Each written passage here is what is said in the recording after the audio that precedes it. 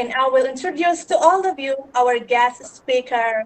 He is a radio host and news anchor for Ticket 12 FM, Mr. Ben Reza Hezri bin Uzair, or more famously known as Mr. Ben Uzair.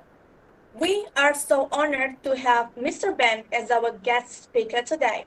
And now I would like to invite Mr. Ben to deliver his talk. Mr. Ben, the stage is yours.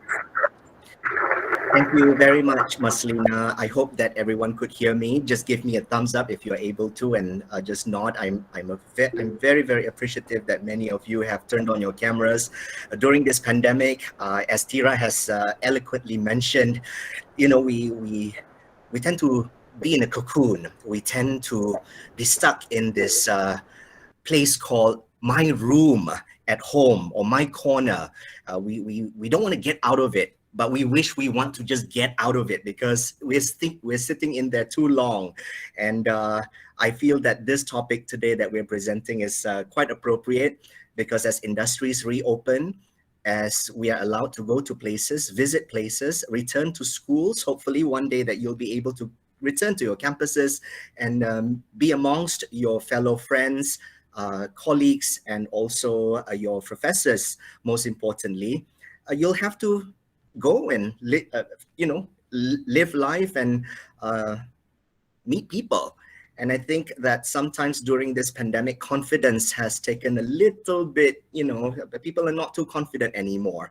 It's not because we don't have the budget to, do our hair, or we're looking at our clothes and we're like, boleh muat sudah kah ini?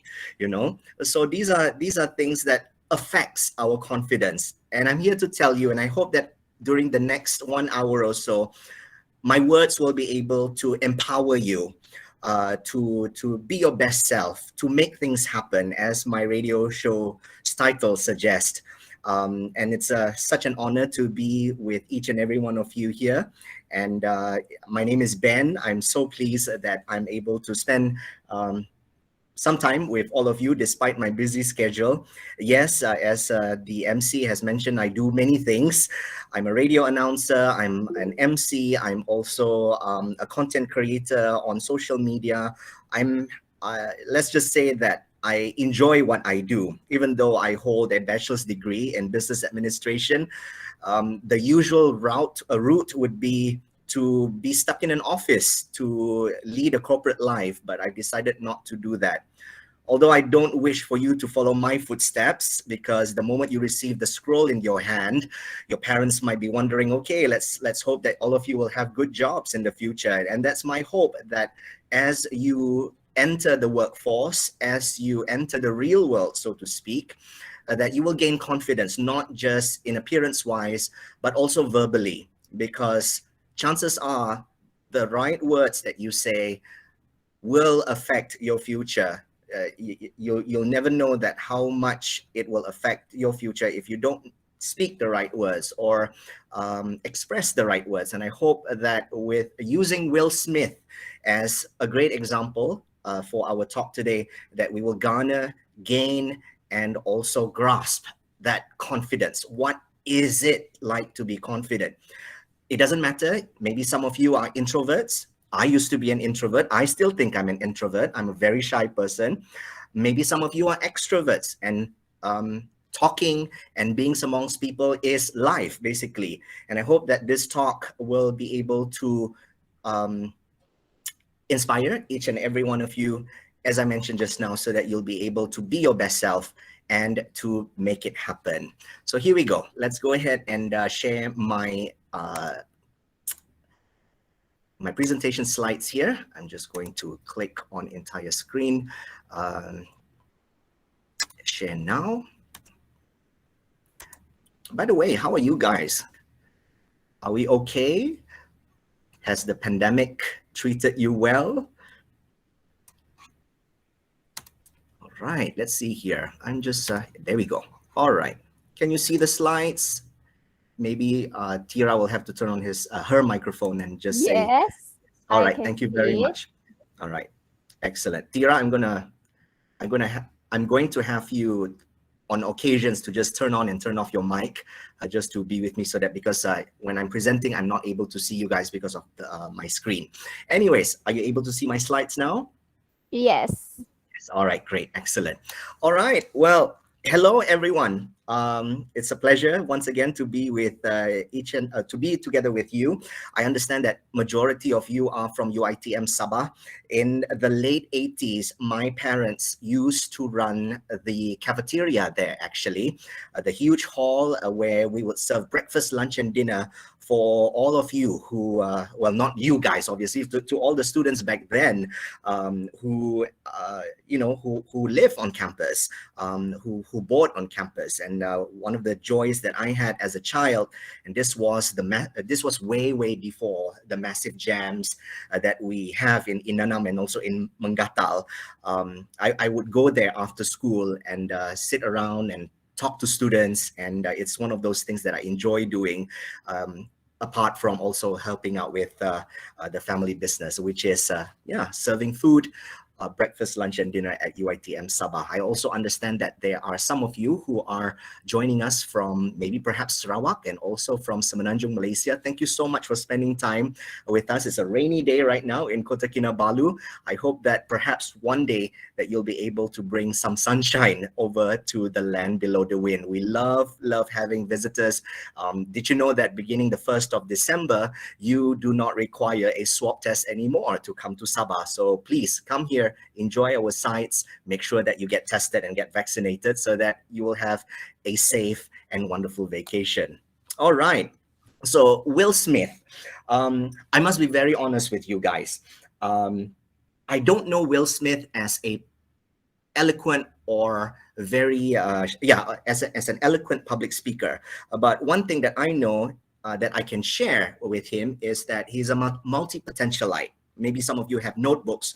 Write down this word, multi-potentialite. What does that mean? That means a person that can do many things. They're not just fixated at one particular skill set. They have different skill sets that are able to make that will able them to have multiple incomes, and also most importantly to make it happen. So when Tira and also Mr. Joseph mentioned that, okay, the talk is going to be how to speak confidently like Will Smith, and the moment I'm like, Will Smith? I know Barack Obama speaks much more confidently than Will Smith. I know Oprah speaks much more confidently than Will Smith, but why Will Smith? So I decided to do a little digging. And I think like most of you, if you want to do your research in university, what's the first place that you would go? I know that some of you would go on YouTube. Why? Because visual things, videos would make you understand about things much faster than you reading. So yes, today we're going to watch a few Will Smith videos, which I hope we will be able to have a little discussion about that.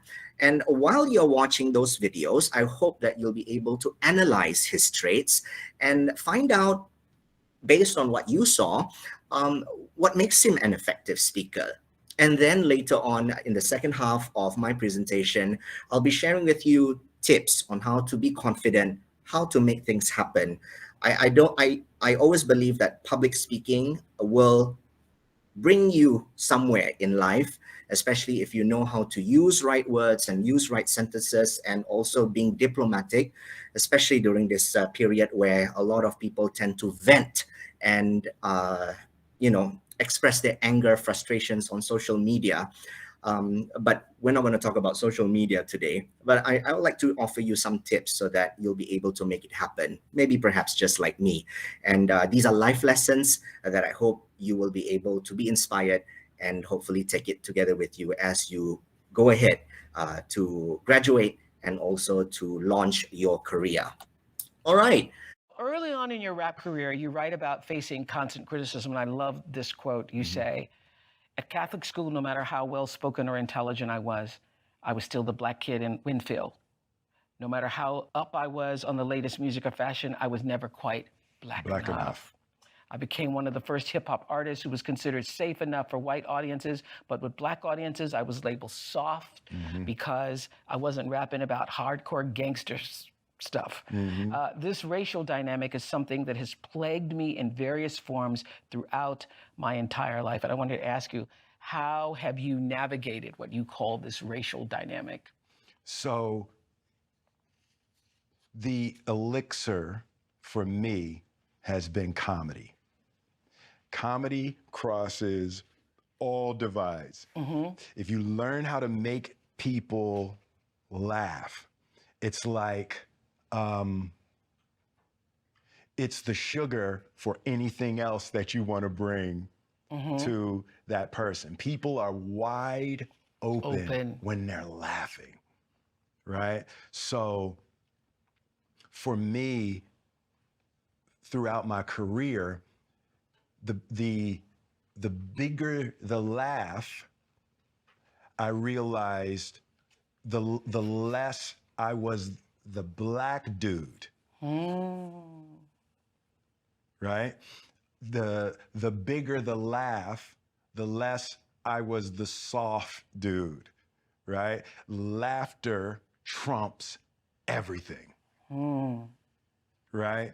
And it's a magical energy that connects people, and that it, for a brief moment at least, purifies the poisons. Yes. And you're not in any way marginalizing or minimizing overt racism, because you say every encounter I ever had with overt racism were with people I estimated to be weak enemies at best. So overt racism, although dangerous and ever present, never made me feel inferior. I thought that was so interesting. Yep. I felt the same way. Same way, you're so right. I was raised to believe that you can encounter any situation, racist or otherwise. Hard work, education, and God will topple any and all obstacles and enemies. And I wonder, how did that affect you moving through the world of power as a black man? So it's funny. Tyrese called me one time. He was going through something, and he was mad. He had just left a meeting or something like that. And he's like, man, what I got to do to walk into these meetings and have them not look at me as just a nigga walking in the office? And I said, well, you got to stop thinking of yourself as a nigga walking in the office. Right? So I don't think of myself like that, right? So because I don't think of myself like that, I'm not feeding that in the person that I encounter, right? But I think it's really important. And I was blessed, as I talk about in the book, my encounters with overt racism were never with people I thought were smart or strong. Had any power. They didn't have any power. You're like, even there were some, like, with police interactions. One of the times I got called was from a cop, right? But JL, beside me, was my manager, had a law degree. So he said, thank you for that. We're gonna head right to internal affairs, right? So it's like the concept of intelligence, hard work, and God is what I was raised with as above all things. And that you can fix it with that. And you can fix it with that. All right. So I would like to ask you, what did you learn from watching that video, guys? If there's one thing that you learned from that video about Will Smith's way of talking, what is that one thing that you learned? I would like for you to just type it in inside the chat box right there. I'm just gonna, let's see here. I just want to make sure that I'm okay. Are you able to watch the clip just now? Because I noticed when I entered using my phone, I was not able to. Sean says, is giving me the thumbs up. Who else was able? Everyone is able to, yeah? All right, good. All right, so let's see here. Now, let me just stop screen sharing there real quick so that I'm able to see the chat box right there. So yeah, some of you are saying great, good, fun is where home is. Well, that's referring to what I said just now. But there are three things that I noticed that Will Smith is good at when he does these serious interviews with, iconic individuals like Oprah. And these are three things that I would like for you to do when you are going to talk to your future employers, or when you're going to talk to future clients, or when you're going to deal business, or perhaps when you're going to talk to people. Now, it's not just about the words. Yeah, words, we'll talk about that later, because words, you and me, we use different vocabulary, but these are what I would call non-verbal communication skills that I want you to use in the future. Number one, eye contact. Did you notice just now when Will Smith had his eyes just open, looking at Oprah and basically telling, you know, his life lessons, basically, the things that he's not very proud of. He got arrested after this duel in a radio station, like 8 months after he won an award. So he was like rock bottom, really, really rock bottom at that time.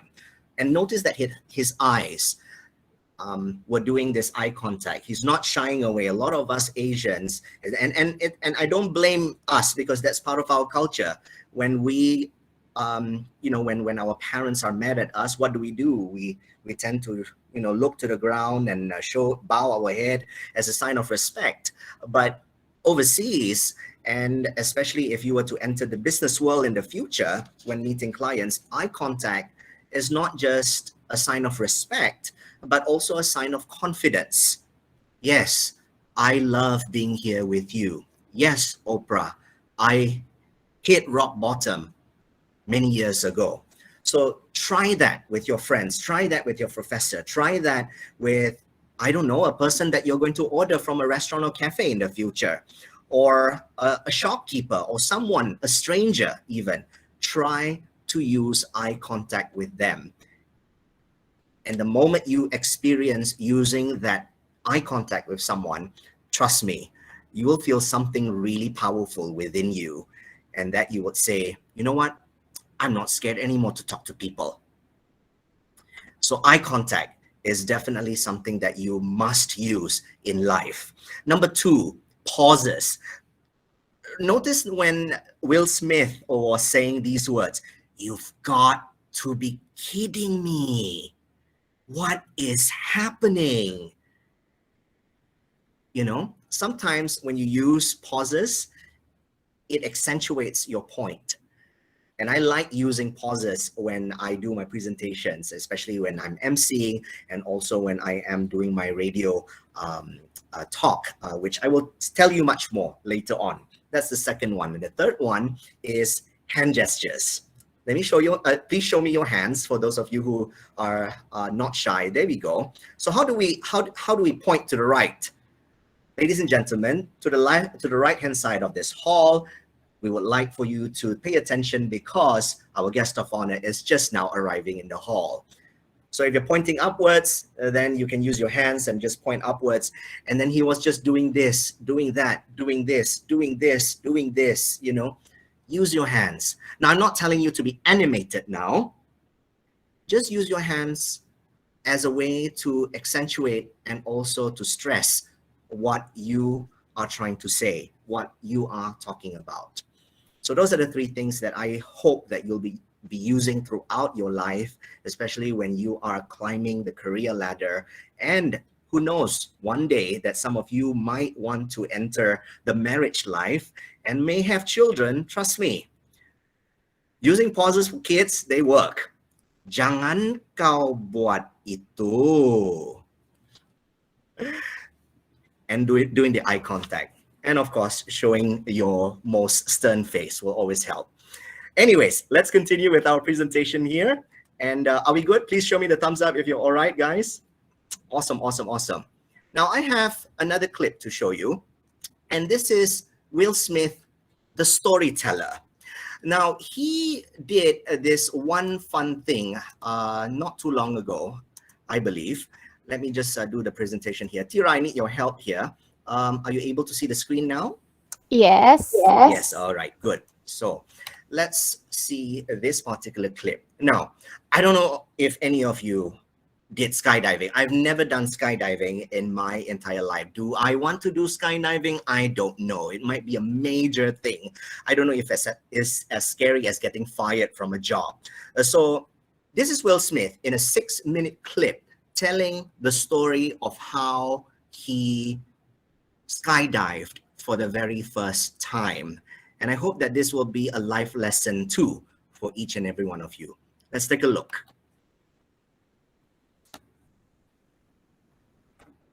So, yeah, for me, the daily confrontation with fear has become a real practice for me since about three years ago. I went skydiving in Dubai, right? And skydiving is a really interesting confront with fear, right? So I gotta stand up. I'm sorry, I gotta stand up. I gotta stand up. All right. So all your friends, what happens? You go out. Oh, sorry. I dropped my thing. So what happens is you go out the night before, and you take a drink with your friends, and somebody says, "Yeah, we should go skydiving tomorrow." And you go, "Yeah, we'll go skydiving tomorrow." Yeah, yeah. And you go, "Yeah," and everybody goes, "Yeah," right? And you go home by yourself. You're like, right? You're like, well, I mean, they was drunk too. Right, so maybe they not, maybe I mean, we don't have to go, we don't have to do it. So then that night you're laying in your bed and you just keep and you're terrified. You keep imagining over and over again jumping out of an airplane, and you can't figure out why you would do that, right? And you're laying there and you have the worst night's sleep of your life, but you still have the hope that your friends were drunk, right? So you wake up the next day and you go, down, and you said where you were going to meet, and everybody's there. You're like, oh shit. All right, cool. Right? So you get in the van, and you don't know that your friends had the same night that you had, because they're pretending like they did. They're like, yeah, man, my uncle's a Navy SEAL, and this is going to be great. I've been looking forward to this. And you're like, oh my God. And your stomach is terrible. You can't eat and everything, but you don't want to be the only punk who doesn't jump out of this airplane. So you get there, and then you have the safety brief, and you're standing there, and the guys will tell you, well, if the chute doesn't open, what's going to happen is well, why the hell, what could happen? That the chute wouldn't open, right? So you do a thing, and what you do is your first jump, you're attached to a guy who is going, he's going to walk you out. So you go, and you get there, and there's an airplane, and nobody's stopping. Everybody's still going. So you get onto the airplane, and you're sitting there, and it's extra because you're sitting on some dude's lap, some stranger. He's sitting on his lap, and it's like, you get trying to make small talk. Yeah, man. So you be jumping with people all the time, huh? Right? So, and then you just want to make sure you got kids, right? You got people you need to see, right? You just want to make sure he's serious, right? So you get in there, so everything's normal. So you fly and you go up to 14,000 feet, and you notice there's a light. It's red and it's yellow and green, right? So right now the light's red. So then you start thinking at some point the light's going to go green, but you don't know what's going to happen, right? And you wait, and it goes yellow, and the light goes green, and somebody opens the door, and in that moment you realize you've never been in a freaking airplane with the door open. Right? Terror. Oh, sorry, I'm spitting. Oh, sorry. No, terror. Right? So you go, and then, if you were smart, you sat in the back, so you don't go first, right? And then people start going out of the airplane, and you go, and the guy walks you up to the end of the thing, and you're standing, and your toes are on the edge, and you're looking out down to death. And they say, on 3, and they say, 1, 2, and he pushes you on 2 because people grab on 3, right? Right? And you go,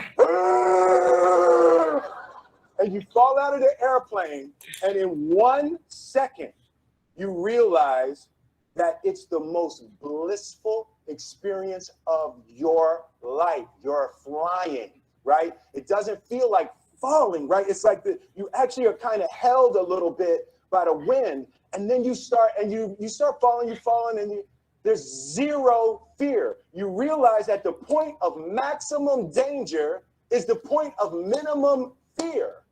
It's bliss. It's bliss. And you're flying, right? And you're doing it, and then 20 seconds, 25 seconds, 40 seconds, and you have enough time to just kind of be like, oh, shit, that's that building. That's not like that one. Oh, you can see the ocean. right? You start doing all of that. And the lesson for me was, why were you scared in your bed the night before? What do you need that fear for? Just don't go. Why are you scared in your bed 16 hours before you jump? Why are you scared in the car? Why could you not enjoy breakfast? What did you need that? The fear is fear of what? You're nowhere even near the airplane. Everything up to the stepping out, there's actually no reason to be scared. It only just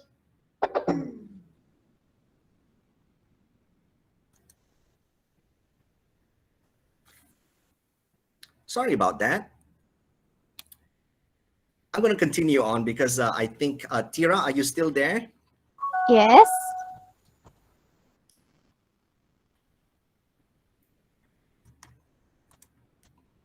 Sorry about that. I have a little a technical issue here. Tira, are you able to hear me?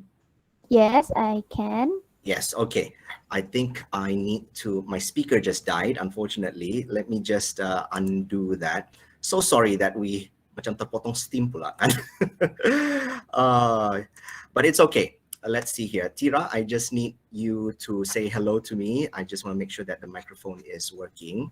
Hello? I still can't hear you. Let's see here. Hello. So sorry. This is so embarrassing. Pardon me. But it seems like you could hear me. That's the most important thing, yeah? Just give me the thumbs up if you can hear me so that I can just continue on. Excellent, excellent. I can't hear you, unfortunately, because I hooked up to a speaker and now my speaker just suddenly died. Anyways, let's see here. I just want to make sure that when I do my presentation later that we are okay. So sorry about this. Please bear with me.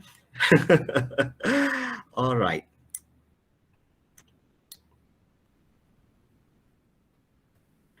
Let's see here. Okay. All right. So anyways, you could hear me. That's all that matters, right? Let me see here. Let's go back to our presentation and let's present again. So what are the 3 things that you learned from that short video clip about Will Smith? Let me just offer you 3 of mine. When we do storytelling, notice that he stands up. I think standing up in a room, do it when you need to. You don't have to stand up when you're in the, on a table with a few friends and all of that stuff. Obviously, everyone's going to look at you weird. So don't do that. But if you're in a hall with people and if you would like to walk around and if you would like to do a storytelling, you want the crowd to move with you, both physically and also emotionally. So stand up.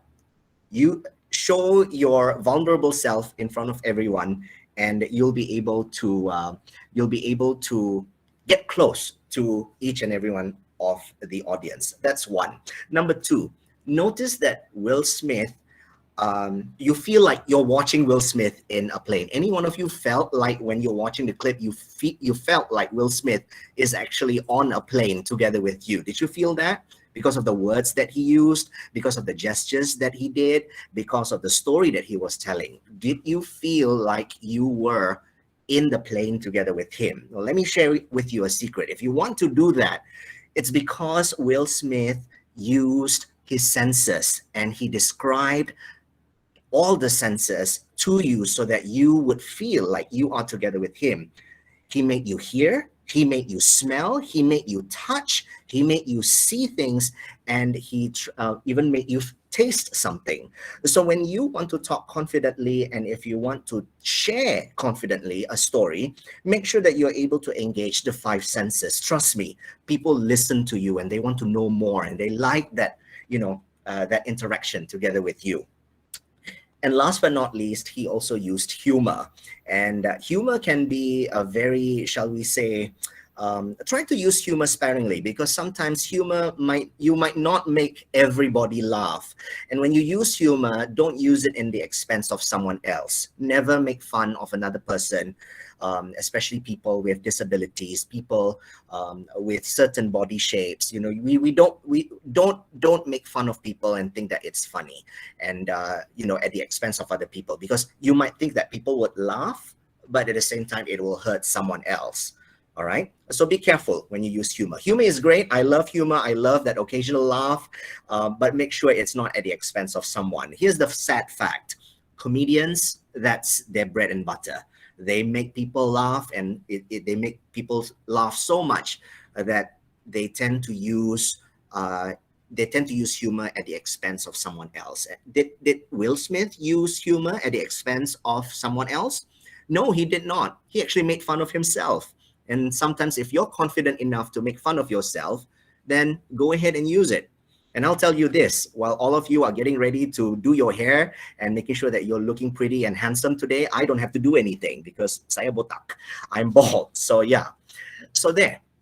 Try to use humor in good faith without using it at the expense of someone else. And trust me, when you're able to make someone laugh without without the expense of somebody else, trust me, you'll feel really good when people laugh at you.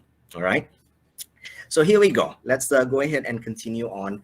We still have about 20 more minutes plus. And let me share with you some life lessons that I think will be useful for you, since you already know the essence of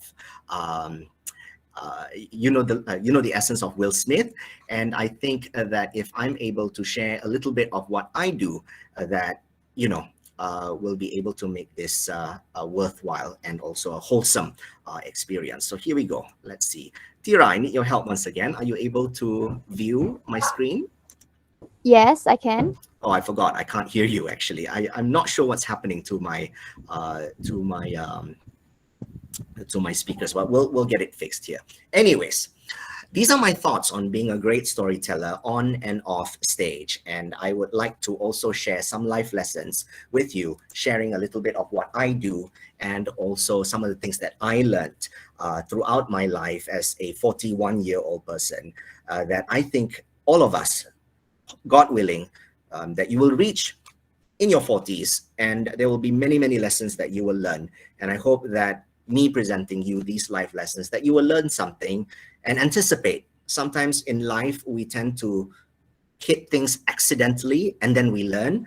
But I believe that each and every one of you attended this talk because you would love to learn something from another person. But let me offer you some of my life lessons when it comes to public speaking and also speaking confidently. Here we go. I would like to invite you in life, to verbalize your life experience, your emotions and thoughts. And how do you do that? By writing, expressing yourself online. Now, not the kind that membawang and ranting and, angry at the world kind of thing. It's okay if you want to do that.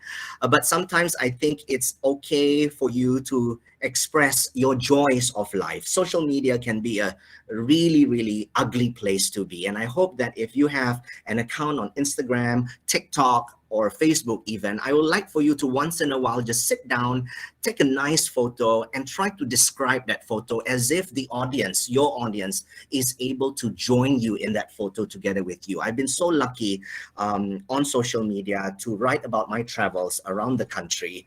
And I've also experienced many things in my travels. And these are things that I really want to share. Keep in mind, social media is not just about yourself. It's also about other people.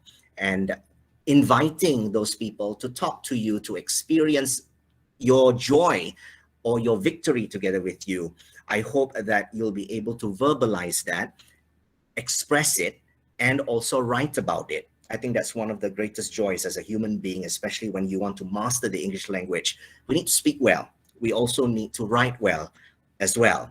So I like to invite each and every one of you to make life an experiential journey. Now, I don't mean experiential like an experiment. I want you to make life an experiential journey, meaning that you find joy in experiencing things.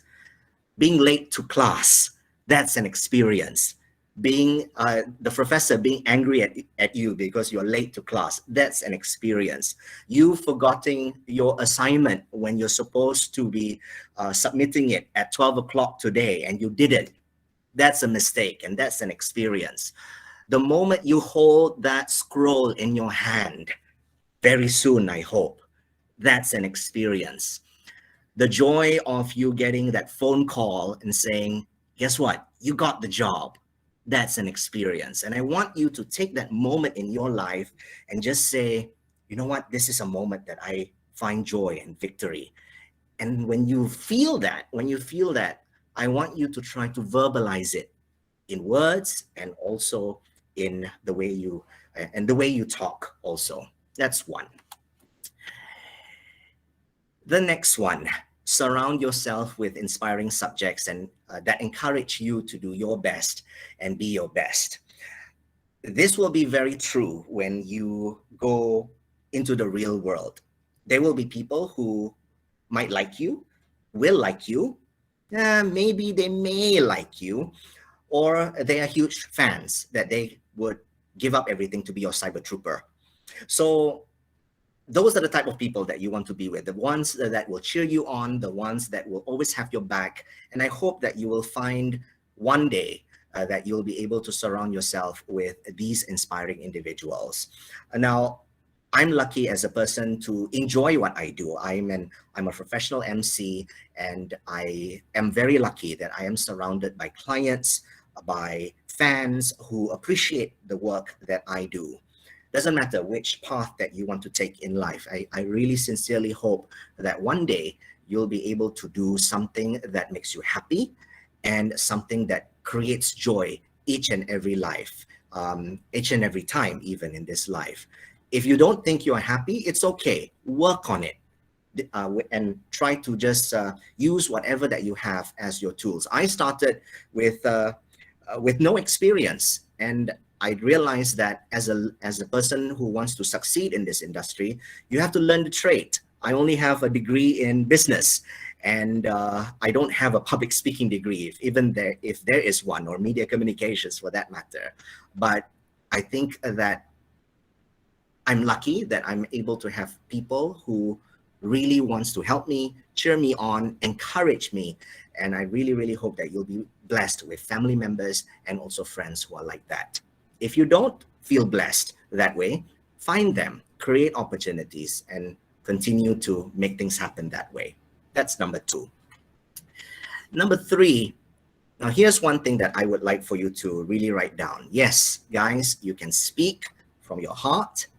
You can speak your mind out. But most importantly, I'd like to invite you to speak with purpose. Oftentimes on social media, especially, people just rant. People just, become emotional. People just want to vent. That's okay. You can speak your mind out.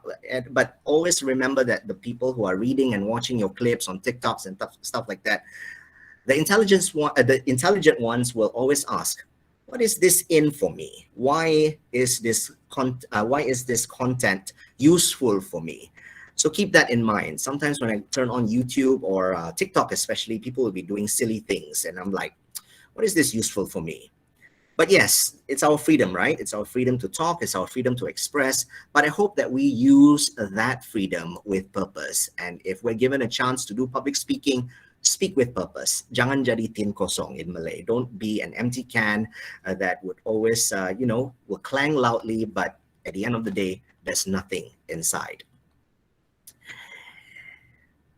I'm lucky to be a radio announcer. I'm actually taking a break from radio. Some of you might be wondering, hey, mana si Ben on radio station, on KK12 FM at the radio station. So I'm taking a break actually until at least February or March, because as the industry is open, there are more and more events being held right now in Kota Kinabalu, and I'm fulfilling all of these wonderful requests to host events around town.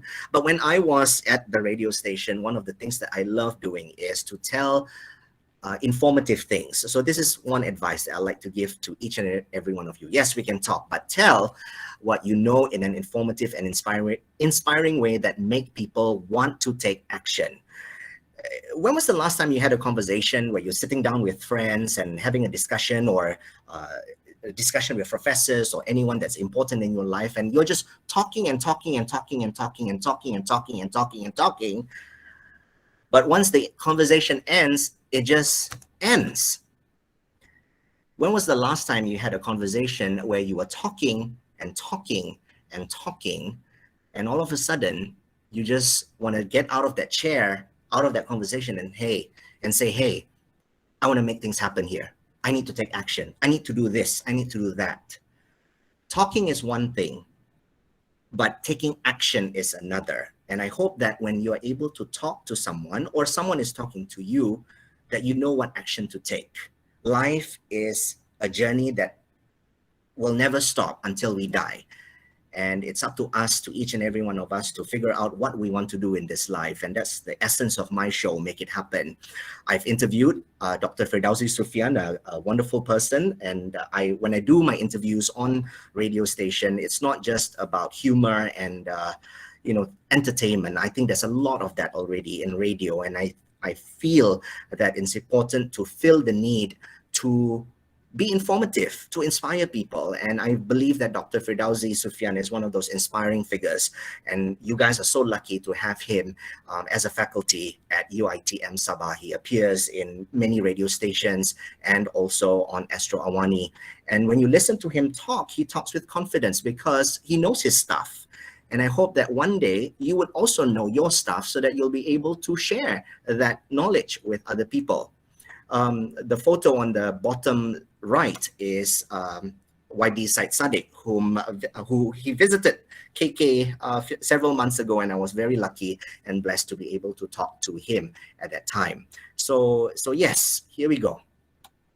Number 5. Now, sometimes when we talk in English, people might make fun of you because of your slangs or accent and all of that stuff. You know what, guys? That does not matter. Your slangs do not matter. Accents do not matter. Kau boleh cakap macam begini pun orang boleh dengar juga kau.